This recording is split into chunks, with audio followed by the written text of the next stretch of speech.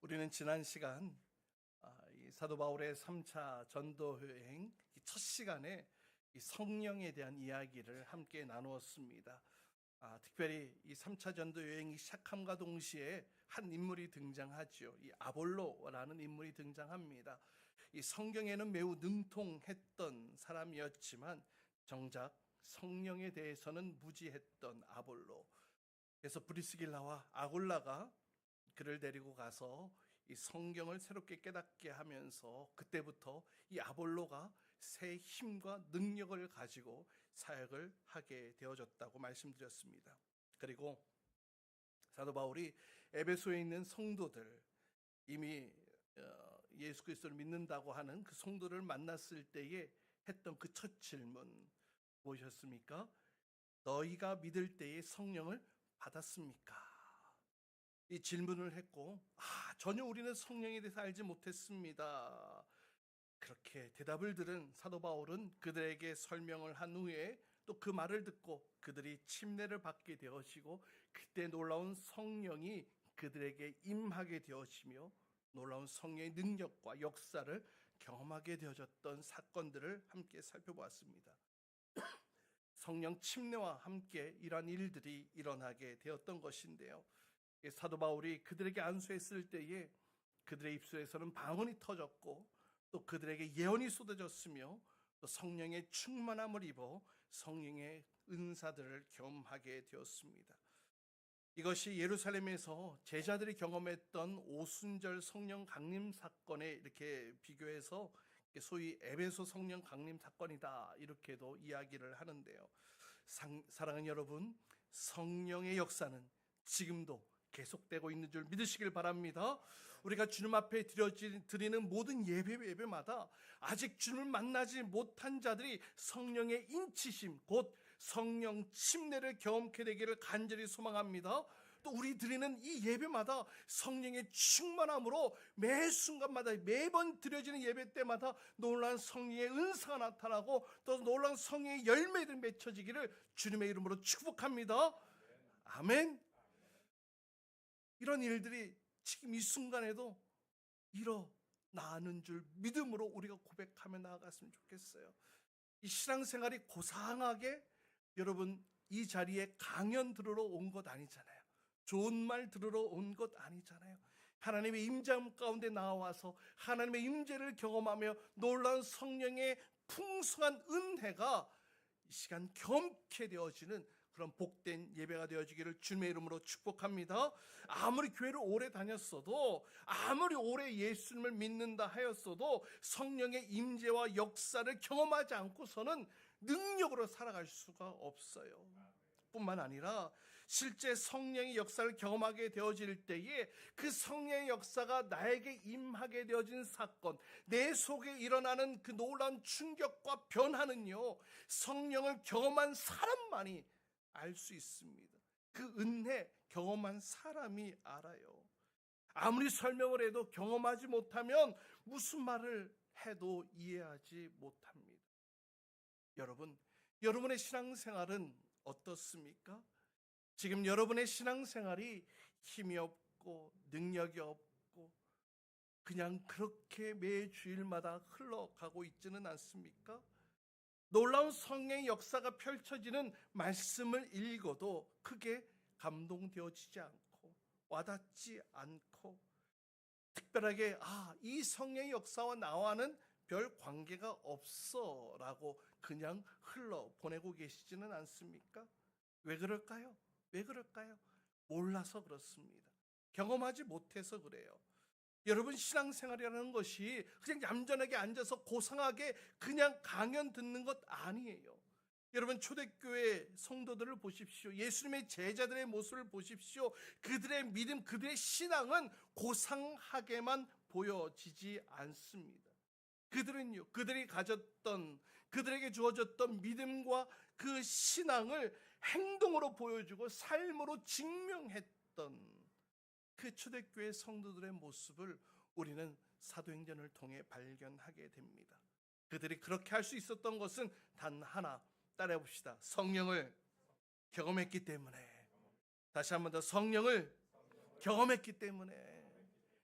성령을 경험했기 때문에 자신의 신앙과 믿음을 삶으로 보여주고 삶으로 증명할 수 있었던 것입니다.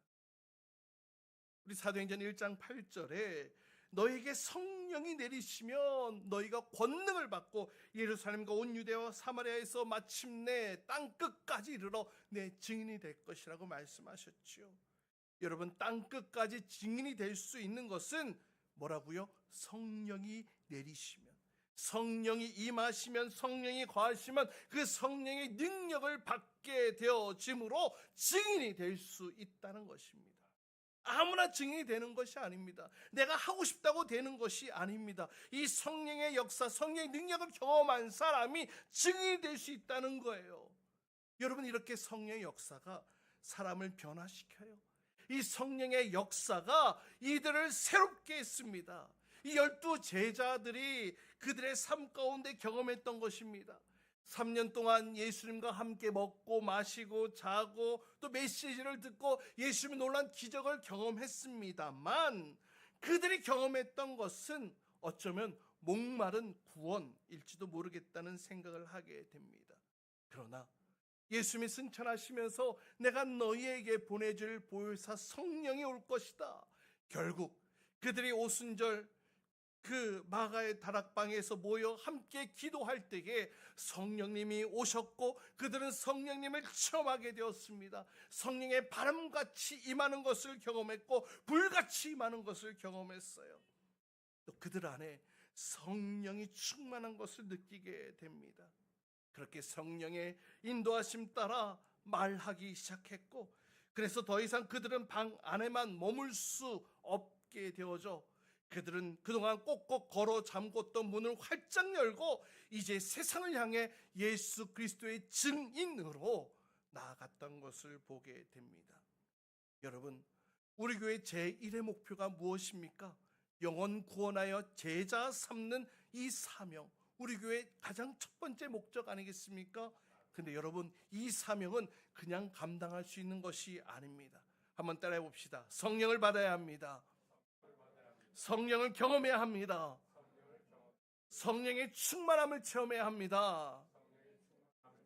할렐루야.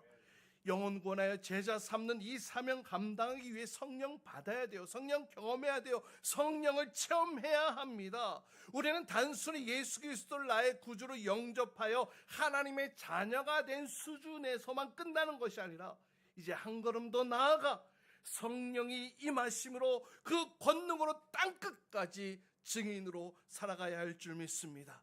우리 모든 성도님들 이러한 성령의 역사를 사모함으로 성령 침례와 또 성령의 충만함의 능력을 받아 영혼 구원하여 제사 삼는 주의 사명을 감당할 수 있기를 주님의 이름으로 축복합니다. 오늘 본문에 등장하는 에베소의 성도들 역시 바로 이러한 능력을 경험하게 됩니다. 자, 그 이후로 어떤 일들이 일어났습니까? 8절, 9절 말씀 함께 읽어보도록 합니다. 8절, 9절입니다. 시작. 바울은 회당에 들어가서 석 달 동안 하나님 나라의 일을 강론하고 권면하면서 담대하게 말하였다.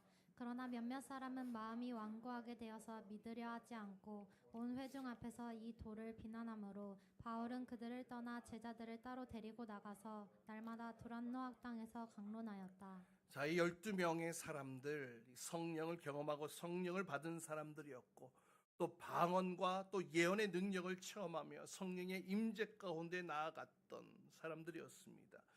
바울은 그곳에서 3달 동안 하나님의 나라와 말씀을 가르치고 증거합니다. 그런데 오늘 본문에는 그 기간 동안 이 마음이 완고해서 믿으려 하지 않고 또 성령의 역사가 있었지만 그것을 인정하지 않고 비난하는 사람들, 즉 방해하는 사람들이 있었다라고 기록하고 있습니다. 이 성령의 역사를 방해하는 것은 악령의 역사입니다. 이렇게 사도 바울은 이 에베소에서의 3달 동안 성령의 역사와 악령의 역사, 또 이 복음의 역사와 더불어서 복음을 반대하는 이 역사들을 경험하게 됩니다. 그러면서 사도 바울은 새로운 복음의 전략을 구상하게 됩니다. 바로 그것이 두란노 학당의 사역이었습니다. 다시 9절 말씀 보십시오. 9절 말씀을 보면 보세요. 바울이 그들을 떠나라고 기록하고 있죠. 이것이 중요합니다. 바울이 3달 동안 그렇게 믿지 않는 자들, 거부하는 자들, 거절한 자들과 변론하다가 새로운 생각을 하게 되었다는 겁니다. 이렇게 해서는 안 되겠다. 떠나야 되겠다. 더 이상 이 사람들과 싸우고 있을 시간이 없다라고 느끼게 됩니다. 이렇게 계속 싸우고 있다가는 정작 중요한 복음을 전하고 가르치는 이 일을 할 수가 없겠다라는 생각이 든 것입니다. 우리는 말씀을 증거할 때에 때로는 반박하고 또 비방하는 사람이 있으면 어떻게 해서든지 이겨보기 위해 가지고 있는 모든 지식을 총동원해서 그들의 어떤 견해와 어떤 그 사고를 반박하고 또 그것을 거듭 반박하기에 힘쓸 때가 있는 것을 보게 됩니다. 그런데 그러다 보면 점점 목소리가 높아지게 되고, 그러다 보면 말씀은 온데간데 없이 사라져버리고 인간적인 논쟁과 설전만 남게 되는 것을 보게 됩니다. 또한 믿지 않는 사람이 있으면 반드시 구원해 보겠다라는 열심으로 죽기 살기로 집착하는 경우도 있습니다. 그러나 사랑하는 여러분, 우리가 기억해야 될 것이 있습니다. 여러분, 전도는 사람이 하지만 구원은 하나님이 하시는 것인 줄 기억하시기 바랍니다. 우리가 아무리 애를 써도 받아들이지 않는 사람도 있을 수 있습니다. 그것은 아직 하나님의 때가 이르지 않은 것인데요. 따라서 우리는 복음을 최선을 다해 증거해야 될 책임과 책무가 있지만, 이 배척하는 자들이 있다면 그들 앞에 무조건 싸우고 반박하고 논박해서는 안 된다는 것입니다. 복음서에 보면 예수님께서도 말씀을 전하시다가 영접하지 않거나 거절하거나 듣지 않는 자들이 있으면 그냥 돌아서셨던 것을 보게 됩니다. 또 예수님께서 제자들을 파송하시면서 마태복음 10장에 보면 말씀을 거절하는 자들을 향해서 그냥 먼지를 털고 그냥 돌아서라라고 그렇게 말씀하기도 하셨습니다.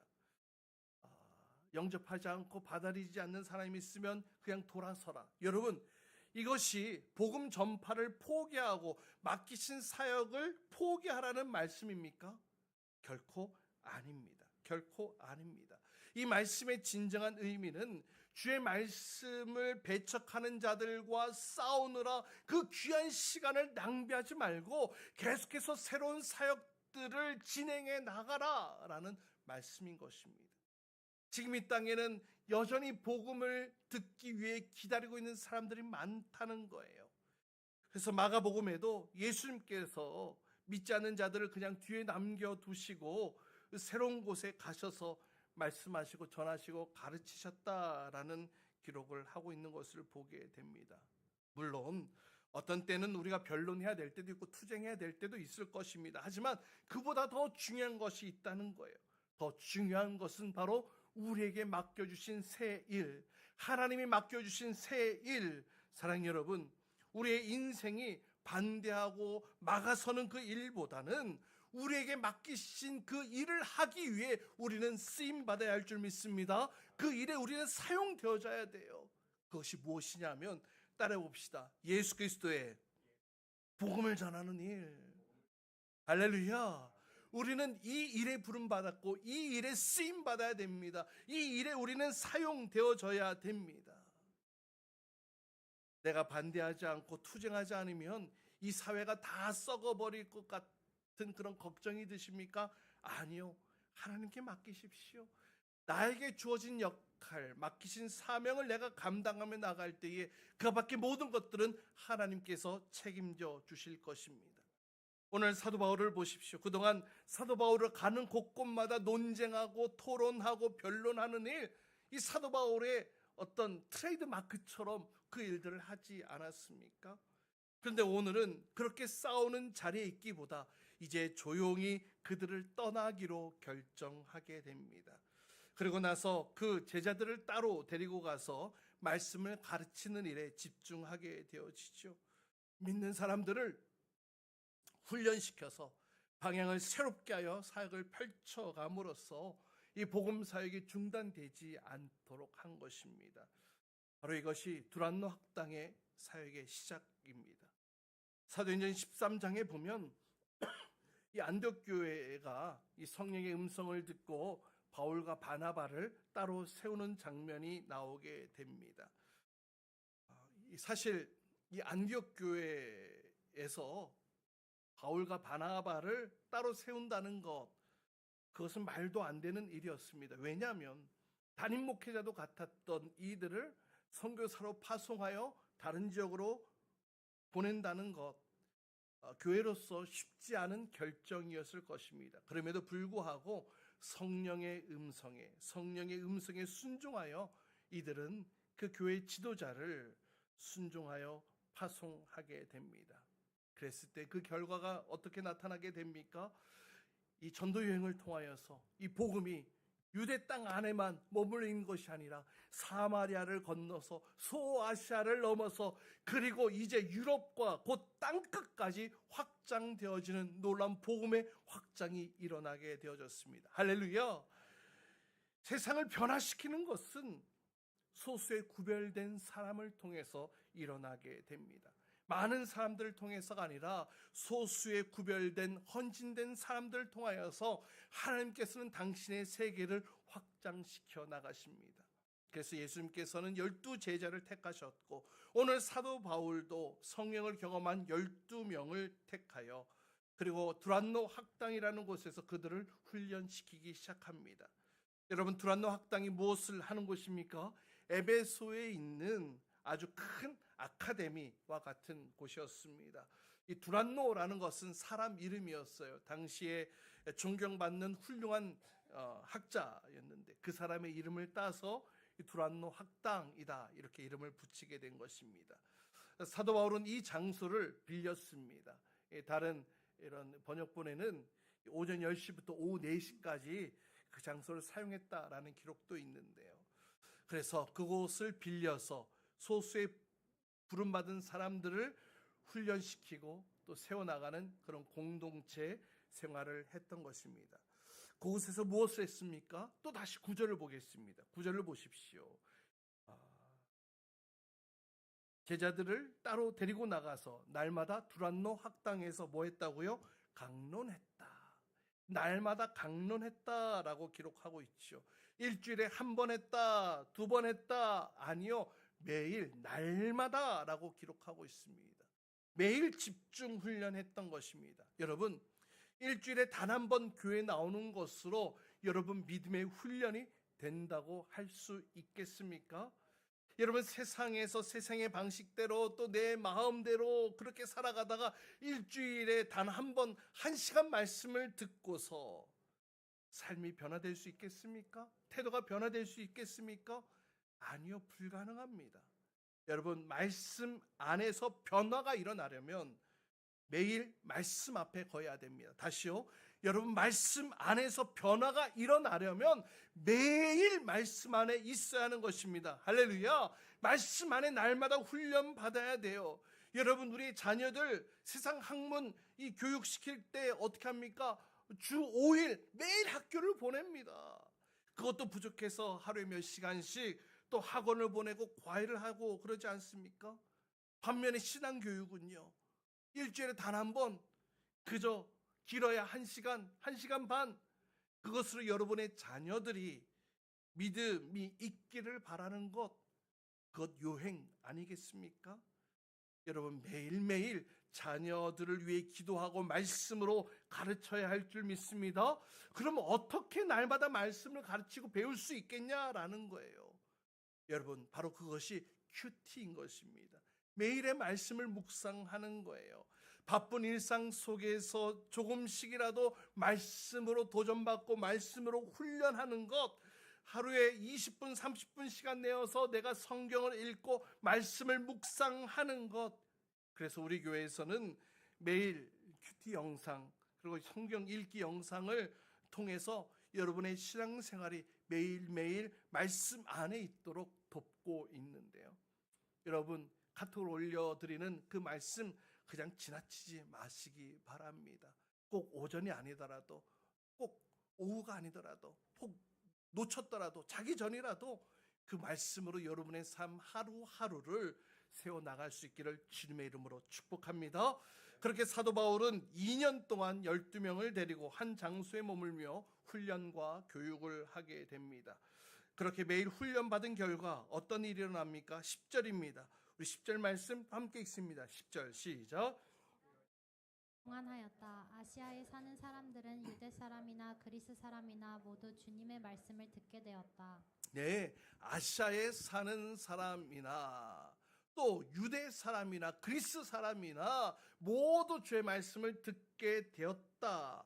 다시 말해서 선교의 역사가 일어나게 됐다는 것입니다. 그냥 한 자리에 머물러 있던 것 같았는데 놀라운 복음의 역사가 일어나게 된 것입니다.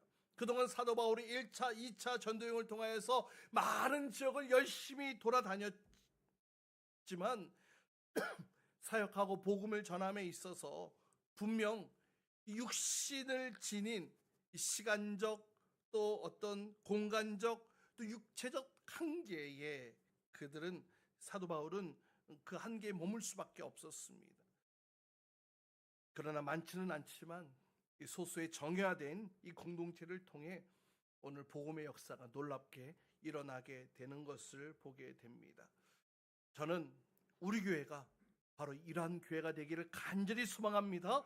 아직 우리 교회 인원이 많지는 않습니다. 그러나 이 자리에 계신 모든 분들이 모두 다 성령의 충만함을 입어 그 능력을 힘입어서 이 땅에 놀라운 복음의 역사, 복음의 놀라운 역사를 써내려갈 수 있기를 주님의 이름으로 축복합니다. 여러분, 참된 복음의 증거는 인간의 생각이나 자기 중심으로 되어져서 나타나는 능력이 아닙니다. 참된 복음의 증거는 오직 예수 그리스도의 십자가의 부활과 또 그리스도의 말씀이 중심되어야 하는 것입니다. 비록 사람의 입술을 통해 전달되어지기는 하지만 마치 주님께서 말씀하시는 것처럼 전달되어져야 된다는 것입니다. 뿐만 아니라 오늘 본문에 보면 하나님께서 바울의 손에 능력을 더하시게 되는데 오늘 본문 11절 12절 말씀입니다. 함께 읽습니다. 시작. 그래서 바울의 손을 빌어서 비상한 기적들을 행하셨다. 심지어 사람들이 바울이 몸에 지니고 있는 손수건이나 두르고 있는 앞치마를 그에게서 가져다가 앓는 사람 위에 얹기만 해도 병이 물러가고 악한 귀신이 쫓겨나갔다. 아멘. 성령의 충만함을 능력을 받아 놀란 기적을 행하게 되어지죠. 심지어 사도 바울의 몸에 있던 그 손수건 또 이 둘렀던 이 앞치마를 가져다가 이 병자에게 얹기만 해도 병이 떠나가고 또 귀신이 쫓겨나갔다라고 기록하고 있습니다. 할렐루야. 이 놀라운 능력, 사실 사도행전 5장에 보면 사도 베드로에게도 동일하게 나타났던 바가 있습니다. 베드로가 지나갈 때에 그 그림자라도 그들 가운데 누구에게 덮이기를 바랬다라고 기록하고 있죠. 성경에는 다 기록되어 있지는 않지만 이렇게 바울과 베드로 외에 다른 사도들 역시 하나님의 놀라운 역사, 그 성령의 능력을 보이고 나타내지 않았을까 생각되어집니다. 여러분, 이것은 결코 놀라운 일이 아닙니다. 왜냐하면 이미 예수님께서 제자들을 향하여 믿는 자들에게 나타날 놀라운 권능에 대해서 자세하게 말씀하셨는데요. 마가복음 16장 17절 18절 말씀 또 같이 함께 한 목소리 읽도록 합니다. 시작. 믿는 사람에게는 이런 표징들이 따를 것인데 곧 그들은 내 이름으로 귀신을 쫓아내며 새 방언으로 말하며 손으로 뱀을 집어들며 독약을 마실지라도 절대로 해를 입지 않으며 아픈 사람에게 손을 얹으면 나을 것이다. 것이다. 할렐루야. 할렐루야. 믿는 사람에게 이런 표정이 나타날 것이라고 약속하고 있어요. 지금 이 사건들이 초대교회에 한정된 능력이며 초대교회에만 나타난 사건들입니까? 아니요, 그렇지 않습니다. 성경 어디를 보아도 이 능력에 대한 한계가 있다고 말씀하고 있지 않습니다. 이것은 모든 믿는 자들에게 나타날 표징이라고 말씀하고 있지요. 뿐만 아니라 예수님께서는 제자들에게 이렇게 말씀하셨습니다. 요한복음 14장 12절입니다. 또 우리 같이 함께 읽어볼까요? 시작. 내가 진정으로 진정으로 너희에게 말한다. 나를 믿는 사람은 내가 하는 일을 그도 할 것이요 그보다 더 큰 일도 할 것이다. 그것은 내가 아버지께로 가기 때문이다. 예수님께서 말씀하셨어요. 죽은 자를 일으키시고 병자를 고치시고 또 눈먼 자를 낫게 하시고 다리 저는 자를 일으키고 세우신 그 주님께서 말씀하시기를 나를 믿는 사람은 내가 하는 일도 할 것이다. 할렐루야. 예수님이 하셨던 그 놀라운 일들 하게 될 것이다. 더 큰 일도 하게 될 것이다. 주님께서 말씀하셨습니다. 따라서 사랑하는 여러분, 우리 인간의 짧은 생각으로 하나님의 때와 하나님의 능력을 제한해서는 안 될 것입니다. 이 시대에는 이런 능력이 안 나타나. 이 시대에는 이미 성령의 능력은 이미 사라졌어. 여러분, 그렇게 여러분 성령을 제한하지 마시기 바랍니다. 여러분, 이 시대의 기준으로 성경을 해석하는 그 실수를 하지 말아야 돼요. 물론 초대교회 당시의 상황과 지금 현재 상황이 다른 부분들이 분명히 있습니다. 당시에는 복음이 확장되어지는 그런 시기였고 그것이 요구되어졌던 시기였기 때문에 이 복음의 진실성을 입증하기 위해서 더 많은 이적들이 일어난 것이 사실입니다. 이에 반해 오늘날은 그래도 복음이 비교적 많은 지역에 퍼져 있고 또 복음의 진실성이 또 다방면으로 입증되어져 있기 때문에 이 복음의 진실성을 입증할 이적이 상대적으로 적게 나타나고 있다고도 말할 수 있을 것입니다. 그러나 그렇다고 해서 하나님의 역사, 성령의 역사는 멈추거나 끝난 것이 아니다라는 거예요. 오늘날에도 필요하다면 하나님은 놀라운 기적을 행하시는 분이신 줄 믿으시길 바랍니다. 중요한 것은 우리의 믿음이에요. 예수님께서 마태복음에 뭐라고 말씀하셨습니까? 내가 진정으로 너에게 말한다. 너에게 겨자씨 하나일 만한 믿음이라도 있으면, 여러분, 겨자씨 눈곱보다 작은 이 겨자씨만한 믿음이라도 있으면 산을 옮길 것이라고, 산을 옮기는 기적이 일어날 수 있다고 말씀하셨어요. 또 주님께서 말씀하셨어요. 마가복음 9장 23절입니다. 우리 같이 함께 읽습니다. 마가복음 9장 23절 시작. 예수님께서 그에게 말씀하셨다. 할 수 있으면이 무슨 말이냐? 믿는 사람에게는 모든 일이 가능하다. 믿는 자에게 모든 것이 가능하다라고 주님께서 선포하셨습니다. 그 믿음으로 기도할 때에 야고보 사도는 또 이렇게 선포합니다. 야고보서 5장 15절입니다. 또 같이 함께 읽습니다. 시작. 믿음으로 간절히 드리는 기도는 병든 사람을 낫게 할 것이 주님께서 그를 일으켜 주실 것입니다. 또 그가 죄를 지은 것이 있으면 용서를 받을 것입니다. 할렐루야! 할렐루야! 믿음으로 간절히 드리는 기도를 통해 병든 자가 낫게 될 것이라고, 일으켜 주실 것이라고, 믿음으로 간절히 구할 때에 이런 역사가 나타날 것이라고 우리에게 말씀하고 있습니다. 여러분, 이와 같은 능력을 믿는 자에게 허락하신다는 사실을 여러분은 믿으십니까? 사랑하는 여러분, 오늘날에도 성령님이 함께 하심으로 성령의 역사가 일어나고 있음을 고백하시기를 바랍니다. 성령의 충만함으로 능력을 받아 영혼 구원하여 제자 삼는 그 사명을 감당할 수 있기를 주님의 이름으로 축복합니다. 또 날마다 말씀으로 사는 그 훈련을 통해 매일의 삶 속에서 말씀의 능력이 나타나게 될 수 있기를 주님의 이름으로 축복합니다. 또 지금도 끝나지 않은 성령의 놀라운 역사들이 사단 마귀가 물러가고 병든 자가 낫게 되고 되고 있는 모든 추악하고 더러운 죄가 깨끗게 되어지는 이 놀라운 성령의 역사들이 우리의 믿음을 통하여 오직 하나님의 능력과 영광만을 드러내는 일에 쓰임받게 되는 저와 여러분 모든 죄 백성을 될 수 있기를 주님의 이름으로 축복합니다.